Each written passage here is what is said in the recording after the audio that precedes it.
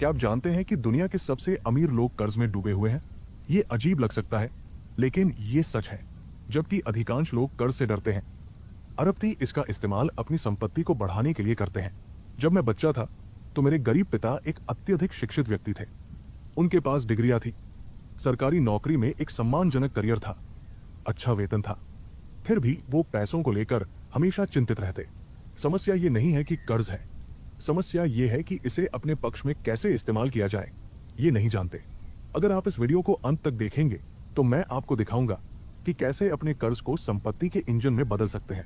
क्या आपने कभी ये सोचा है कि हम स्कूल में सालों तक जटिल गणितीय सूत्रों, इतिहास की घटनाओं और व्याकरण के नियमों के बारे में क्यों पढ़ते हैं, लेकिन कभी ये नहीं सिखाया जाता कि पैसों से कैसे निपटा जाए? क्यों कोई हमें निवेश करना, निष्क्रिय आय उत्पन्न करना, टैक्स को समझना या घरेलू बजट का प्रबंधन करना नहीं सिखाता? ये कोई साधारण चूक नहीं है, बल्कि एक संरचनात्मक समस्या है जो पीढ़ियों को प्रभावित करती है।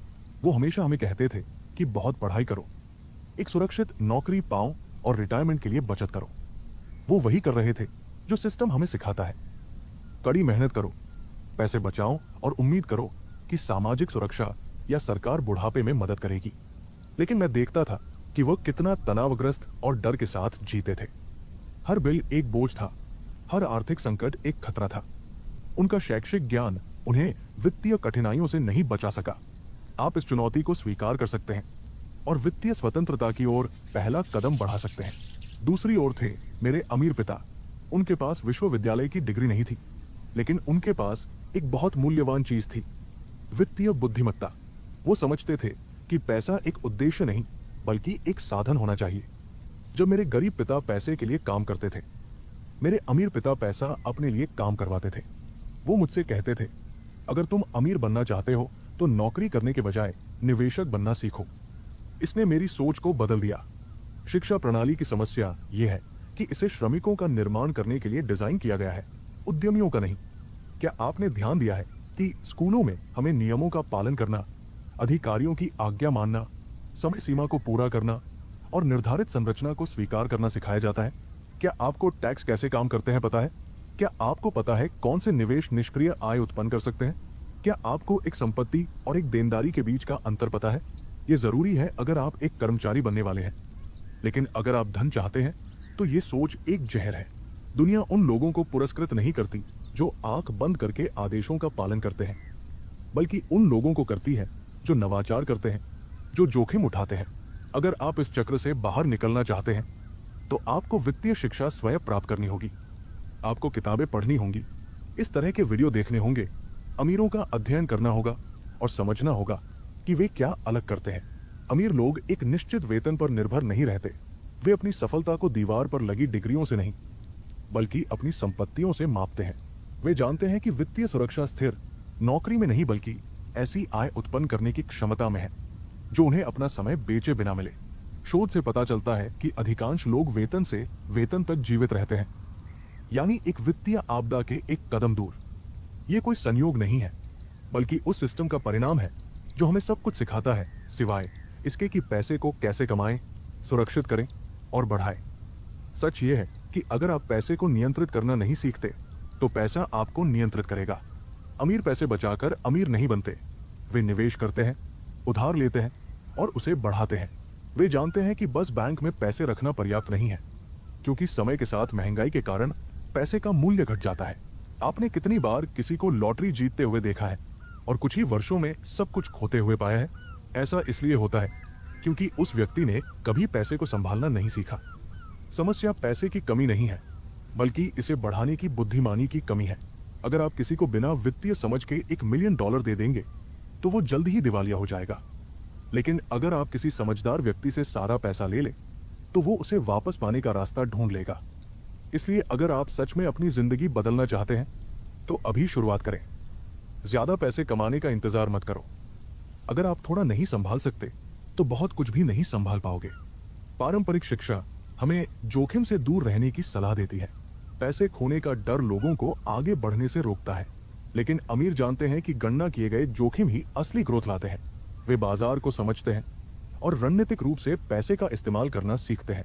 वे केवल काम नहीं करते, वे ऐसी संपत्तियां बनाते हैं जो खुद आय उत्पन्न करती है।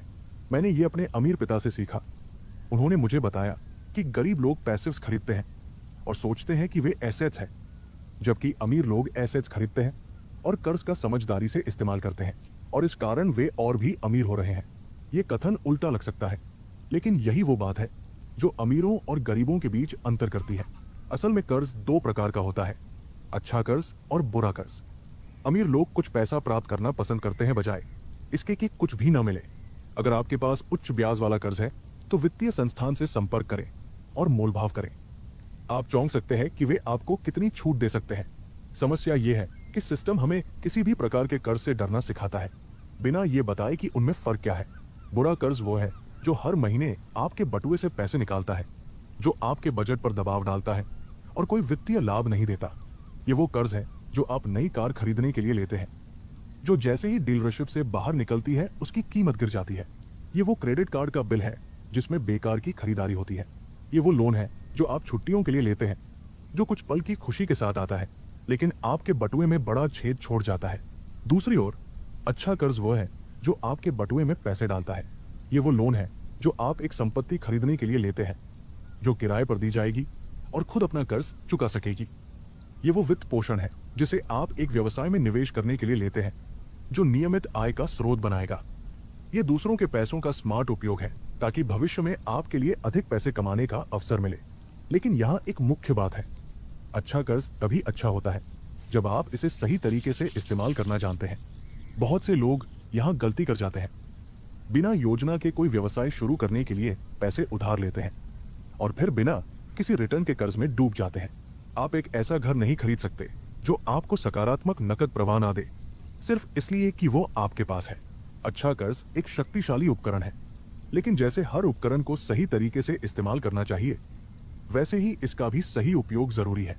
शुरुआत में मुझे ये समझ में नहीं आया, लेकिन बाद में मैंने जाना कि अधिकांश लोग पैसिव्स खरीदने के लिए कर्ज में डूब जाते हैं, जबकि अमीर लोग एसेट्स खरीदने के लिए कर्ज का इस्तेमाल करते हैं। बुरा कर्ज एक उपलब्धि के रूप में छिपा हुआ होता है। अब एक घर जिसे आप खरीदते हैं और किराए पर देते हैं ताकि किराएदार लोन चुका सके, वो एक एसेट है। इन दोनों के बीच का अंतर बहुत बड़ा है। अगर आप आज कर्ज में डूबे हुए हैं तो घबराने की जरूरत नहीं है। समाधान ये नहीं है कि आप बिना रणनीति के अपने सारे कर्ज चुकता कर दें। पहला कदम यह है कि आप समझें कि कौन सा कर्ज अच्छा है और कौन सा बुरा। फिर आपको बुरे कर्ज को अच्छे कर्ज में बदलने के तरीके खोजने होंगे। मान लीजिए आपके पास एक महंगी कार का लोन है जो आपको दबा रहा है, और अगर इसके बजाय आप उस पैसे का निवेश किसी ऐसे काम में करें जो आपको हर महीने आय दे, तो ये बदलाव छोटा लग सकता है, लेकिन इसका दीर्घकालिक प्रभाव बहुत बड़ा होता है। अरबती लोग ये हर समय करते हैं। क्या आपको लगता है कि एलोन मस्क या जेफ बेजोस ने अपनी संपत्ति सिर्फ अपने पैसे से बनाई? बिल्कुल नहीं। उन्होंने बैंकों, निवेशकों और दूसरों के पैसों का इस्तेमाल किया ताकि वे अरबों की कंपनियां खड़ी कर सकें। फर्क यह है कि उन्होंने कर्ज का स्मार्ट तरीके से इस्तेमाल किया ताकि अधिक पैसा कमा सकें, जबकि अधिकांश लोग कर्ज का उपयोग केवल उपभोग के लिए करते हैं। और अब मैं चाहता हूं कि आप सोचें, जब आप कोई लोन लेने या किस्तों में कुछ खरीदने के बारे में सोचते हैं, तो क्या आप सोचते हैं कि ये आपके लिए पैसा कैसे बनाएगा? मैंने सीधे एक बड़ी संपत्ति खरीदने की बजाय न्यूनतम डाउन पेमेंट के साथ कई संपत्तियों को फाइनेंस किया और सुनिश्चित किया कि किराया उन किस्तों को कवर करे और लाभ दे। ज्यादातर लोग केवल खर्च की सोचते हैं, रणनीतिक रूप से नहीं। तो यहां मेरी चुनौती है, अगले 30 दिनों में आप अपनी सारी खर्चों और कर्जों का विश्लेषण करें। हर एक को अच्छा या बुरा कर्ज के रूप में वर्गीकृत करें। अगर कोई बुरा कर्ज है तो उसे खत्म करने की योजना बनाएं। अगर ये अच्छा कर्ज है तो देखें कि इसे और स्मार्ट तरीके से कैसे इस्तेमाल किया जा सकता है। और सबसे महत्वपूर्ण बात, किसी भी नए कर्ज को लेने से पहले खुद से पूछें, क्या ये मेरी जेब में पैसे डालेगा या पैसे निकालेगा? ये सोच में एक साधारण बदलाव आपकी पूरी वित्तीय स्थिति को बदल सकता है। अगर मैंने कुछ सीखा है तो वो ये कि कर्ज असली समस्या नहीं है।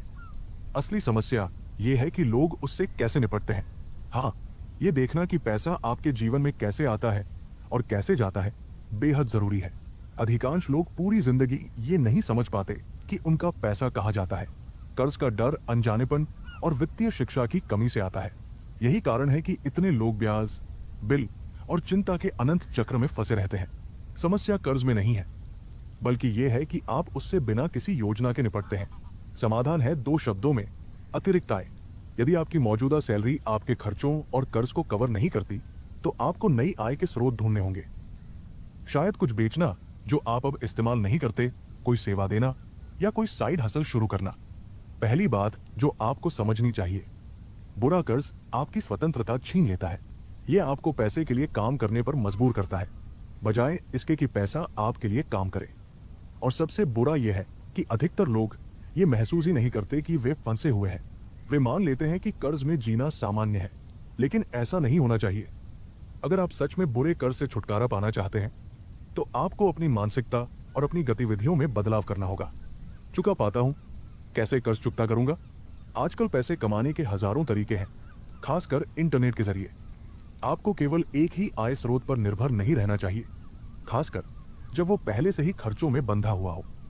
सवाल यह है कि क्या आप केवल खर्च उत्पन्न करने वाले पासिव जमा कर रहे हैं, या ऐसे एसेट्स बना रहे हैं जो आपकी जेब में पैसे डालते हैं। आज आप क्या कर सकते हैं ताकि पैसे का और अधिक रणनीतिक तरीके से उपयोग शुरू कर सकें? अगर आप सच में बुरे कर्ज से बाहर निकलना चाहते हैं, तो सबसे पहले अनावश्यक खर्चों में कटौती करनी होगी। और इसके लिए एक आसान लेकिन असरदार चुनौती है।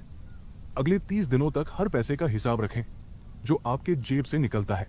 मैं गारंटी देता हूं, आप हैरान होंगे कि कितना पैसा आप बिना सोचे समझे खर्च कर देते हैं। रोजमर्रा के छोटे खर्च जैसे बेकरी की कॉफी, बेकार सब्सक्रिप्शंस या बार बार बाहर खाना मंगवाना, ये सब मिलकर आपकी वित्तीय स्थिति पर बोझ डालते हैं, जबकि यही पैसा कर्ज चुकाने या निवेश में लग सकता है। और एक बेहद जरूरी बात, नए बुरे कर्ज लेना बंद करें। कई लोग एक ऋण को चुकाने के लिए दूसरा ऋण लेते हैं, लेकिन ये आग पर पेट्रोल डालने जैसा है। अगर आप सच में अपनी वित्तीय स्थिति बदलना चाहते हैं, तो आपको सबसे पहले बुरे कर्ज के प्रवाह को रोकना होगा और फिर एक एक करके उन्हें खत्म करना होगा। और एक अंतिम बात जो बहुत कम लोग जानते हैं, अपने कर्ज की मोलभाव करना एक शक्तिशाली उपाय हो सकता है। बहुत से लोग नहीं जानते कि कई बैंक और वित्तीय संस्थाएं ब्याज दर कम करने या कर्ज का हिस्सा माफ करने को तैयार रहते हैं, अगर आप सही ढंग से बातचीत करें। अब कल्पना कीजिए कि अगर आपके ऊपर बुरे कर्ज का बोझ ना हो, तो आपका जीवन कैसा दिखेगा? सोचिए उस सुकून के बारे में जब आपको पता हो कि आपका पैसा आपके भविष्य में निवेश हो रहा है, न कि ब्याज में डूब रहा है। ये सब एक निर्णय से शुरू होता है, अपनी मानसिकता को बदलने और आज से ही कदम उठाने का निर्णय। और यही आपका समय है। अगर आपने अच्छे और बुरे कर्ज के बीच का फर्क समझ लिया है, तो अब अगला और सबसे जरूरी कदम है कर्ज का सही उपयोग कैसे करें। ज्यादातर लोग पूरी जिंदगी कर्ज से बचने की कोशिश करते हैं, लेकिन अमीर लोग कर्ज को संपत्ति बढ़ाने के उपकरण की तरह इस्तेमाल करते हैं। असली समस्या कर्ज में होना नहीं है, असली समस्या है कर्ज के साथ कोई रणनीति ना होना। अगर आप सही तरीके से कर्ज का इस्तेमाल करना सीख जाएं, तो आप अपनी वित्तीय प्रगति को उतनी तेजी से बढ़ा सकते हैं जितनी बचत से कभी संभव नहीं। पहला सिद्धांत जो आपको समझना चाहिए वो है वित्तीय लेवरेज।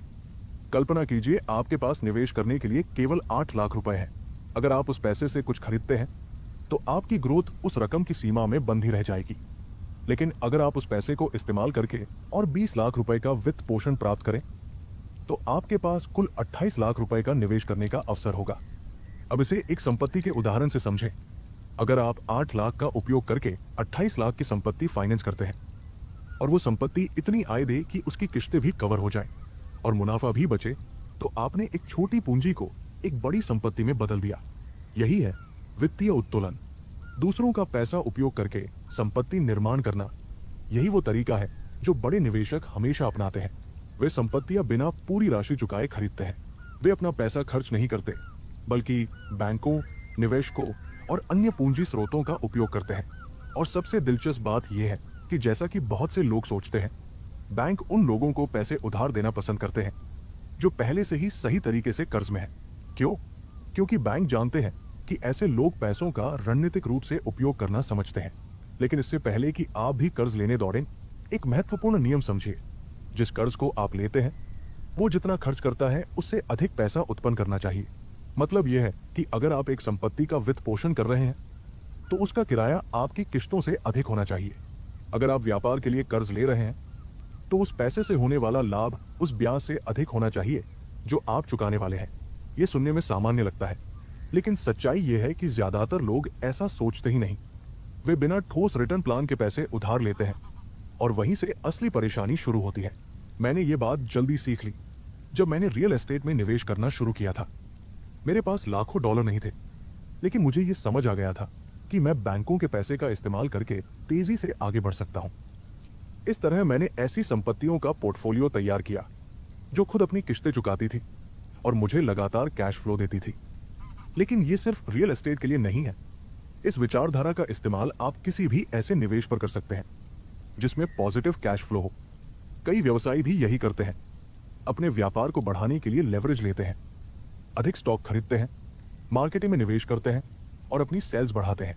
असली रहस्य है यह सुनिश्चित करना कि आपके निवेश से मिलने वाली आय फाइनेंसिंग की लागत से अधिक हो। असल में ये सिर्फ पैसे नहीं, बल्कि आपकी वित्तीय सोच में स्पष्टता लाने का विषय है। विचार यह है कि अगले 30 दिनों के अंत में आप ये देख सकें कि कहां आप अपनी आदतों को संपत्ति बनाने के लिए समायोजित कर सकते हैं। यही सोच सफल निवेशकों को उन लोगों से अलग करती है जो कर्ज में डूबे रहते हैं। अब आप सोच सकते हैं, अगर मुझे क्रेडिट नहीं मिलता तो मैं इस रणनीति को कैसे लागू करूं? इसका उत्तर आसान है। छोटे से शुरुआत करें। लेवरेज का उपयोग करने के लिए आपको बहुत बड़े फंड की जरूरत नहीं है। यह किसी भी चीज से शुरू हो सकता है, जैसे ऑनलाइन प्रोडक्ट बेचना और प्रॉफिट को फिर से स्टॉक में लगाना, या एक ऐसा पार्टनर ढूंढना जो आपके विचार पर भरोसा करता हो। असली बात यह है कि आपको अमीरों की तरह सोचना शुरू करना होगा। पैसे का बुद्धिमानी से उपयोग करना होगा ताकि वह और पैसा पैदा कर सके। और अब बात करते हैं उस सबसे बड़ी गलती की जो लोग करते हैं। वे लेवरेज लेते हैं उपभोग के लिए, निवेश के लिए नहीं। अगर आप एक लग्जरी कार खरीदने के लिए लोन लेते हैं जो सिर्फ खर्च लाती है, तो वो एक बुरा कर्ज है। लेकिन अगर आप एक ऐसा वाहन खरीदते हैं जिसे किराए पर दिया जा सकता है या जिसे ऐप ड्राइवर इस्तेमाल कर सके और वो आपके लिए आय उत्पन्न करे, तो वो एक स्मार्ट लेवरेज है, बशर्ते वो सही योजना के साथ किया गया हो। अगर आप सच में उस कमी के चक्र से बाहर निकलना चाहते हैं और संपत्ति के खेल में शामिल होना चाहते हैं, तो आपको पैसे के प्रति अपना दृष्टिकोण बदलना होगा। और इसलिए मैं आपको एक चुनौती देना चाहता हूं। अगले सप्ताह कम से कम एक व्यक्ति की केस स्टडी करें जिसने लेवरेज का इस्तेमाल करके संपत्ति बनाई हो। यह कोई प्रसिद्ध व्यापारी, रियल एस्टेट निवेशक या कोई भी हो सकता है। फिर सोचिए कि आप उस ज्ञान को अपनी जिंदगी में कैसे लागू कर सकते हैं। अगर आप सच में संपत्ति बनाना चाहते हैं तो आपको अमीरों की तरह सोचना शुरू करना होगा। अब जब आप समझ चुके हैं कि अमीर लोग कैसे सोचते हैं, लेवरेज को अपने पक्ष में कैसे इस्तेमाल करते हैं और बुरे कर्ज से कैसे बाहर निकल सकते हैं, तो ये वक्त है एक और चुनौती का। लेकिन ये कोई सामान्य चुनौती नहीं है। यह आपकी वित्तीय स्थिति को बदलने का पहला असली कदम हो सकता है। इसके लिए आपको एक साधारण लेकिन बेहद शक्तिशाली चीज करनी होगी, निरीक्षण। हाँ, निरीक्षण करना कि पैसा आपके पास आता कहां से है और जाता कहां है। लोग वेतन पाते हैं, बिल चुकाते हैं, खरीदारी करते हैं और फिर महीने के अंत में सोचते हैं, सारा पैसा गया कहां? अगर आप भी ऐसा सोचते हैं तो आप अकेले नहीं हैं। रिसर्च बताते हैं कि अधिकतर लोग अपने खर्चों पर कोई नियंत्रण नहीं रखते और ये फाइनेंशियल एजुकेशन की कमी ही सबसे बड़ा कारण है जो लोगों को धीरे धीरे कर्ज के दलदल में फंसा देती है। तो यहाँ एक चुनौती है। अगले 30 दिनों तक हर पैसा जो आपके पास से बाहर जाए उसे नोट करें। हर एक खर्च, चाहे वो एक कप कॉफी हो, कोई बिल हो या छोटा बड़ा सामान, सब कुछ दर्ज करें। लेकिन सिर्फ खर्च नोट करना काफी नहीं है। एक और ताकतवर कदम उठाइए। हर खर्च को 2 श्रेणियों में बांटिए। क्या यह खर्च मुझे अमीर बना रहा है या गरीब? जब आप इस नजरिए से पैसों को देखना शुरू करते हैं तो आपको एहसास होगा कि आपके रोजमर्रा के अधिकतर फैसले आपको संपत्ति के करीब नहीं ले जाते, बल्कि आपसे दूर कर देते हैं। आप पाएंगे कि आपकी कई वित्तीय आदतें आपको चूहों की दौड़ में फंसा कर रखती है। अब मैं चाहता हूं कि आप ये विचार करें, अगर आज आप अपनी मुख्य आय का स्रोत खो देते हैं तो क्या आप बिना किसी और पर निर्भर हुए अपनी जिंदगी चला पाएंगे? अगर जवाब 3 महीने से कम है तो आप एक बेहद नाजुक स्थिति में हैं। लेकिन अच्छी खबर यह है कि आप इसे बदल सकते हैं अभी से। पहला कदम है ये पूरी तरह समझना कि पैसा आपके जीवन में कैसे बहता है। इस 30 दिन की चुनौती के दौरान जब आप अपने सारे खर्चों को लिख लें तो खुद से ये सवाल करें, इनमें से कौन से खर्च वास्तव में जरूरी है? कौन से खर्च घटाए जा सकते हैं या पूरी तरह हटाए जा सकते हैं? बहुत बार हम सोचते हैं कि हमारे पास निवेश करने के लिए पैसा नहीं है, जबकि सच्चाई ये होती है कि हम केवल अपना पैसा गलत जगहों पर खर्च कर रहे होते हैं। और ये चुनौती आपको कोई कंगाल बनाने की योजना नहीं है। ये जीवन की खुशियों को खत्म करने के लिए नहीं है। ये आपको सोचने पर मजबूर करती है कि क्या आप उन चीजों पर पैसा बर्बाद कर रहे हैं जो आपके जीवन में कोई वास्तविक मूल्य नहीं जोड़ती। आपने पिछले 3 महीनों में कितना पैसा सिर्फ ऐसी चीजों पर खर्च किया जो टाल सकते थे, जैसे बिना जरूरत की सदस्यताएं, बाहर का खाना जो आप घर पर भी बना सकते थे, या अनियोजित खरीदारी। अब सोचिए, अगर आपने उस पैसे का एक हिस्सा निवेश किया होता एक इमरजेंसी फंड में या एक छोटा व्यवसाय शुरू करने में, तो फर्क कितना बड़ा हो सकता था।